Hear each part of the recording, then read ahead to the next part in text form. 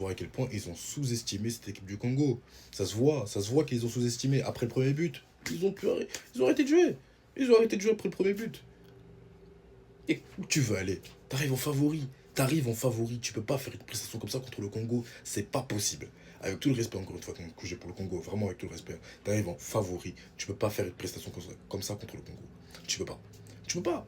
Vraiment, tu peux pas. Un tir cadré en première mi-temps. Un seul tir. Et le Congo a plus tiré en première mi-temps que le Portugal. Et pourtant, le Congo n'a même pas eu le ballon.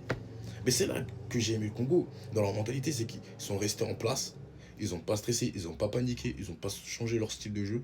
Ils sont restés bien en place, bien solides en défense. Et ils sont partis chercher cette égalisation. Portugal, beaucoup d'inquiétudes. Vitinha et João Neves, alors ils n'ont pas été très mauvais, mais encore une fois, en fait, c'est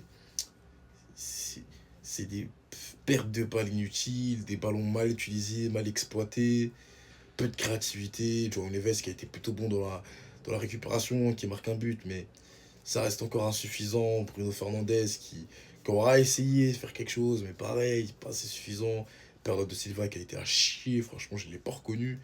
Pedro Neto, il a quelques éclairs des fois, mais franchement, ouais, ça a été compliqué. Ça a été compliqué pour lui et il a été très bien pris défensivement aussi. Pareil pour Cristiano Ronaldo, mais pour moi, vraiment qu'il n'a vraiment plus du tout sa place. Mais bon, bref. Raphaël Leao qui nous fait une entrée pas ouf. Elle est vraiment pas ouf son entrée à Raphaël Leao.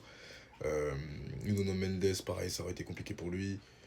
Vraiment, le Portugal, j'ai énormément d'inquiétudes, hein. J'ai vraiment beaucoup d'inquiétudes. Si ça joue comme ça dans leurs deux prochains matchs, ça sort direct. Ça sort direct. Et j'espère que le Portugal ne va pas être la grosse équipe qui va choc en premier, hein. J'espère vraiment. Parce que l'Espagne, certes, a fait une mauvaise prestation contre le Cap-Vert.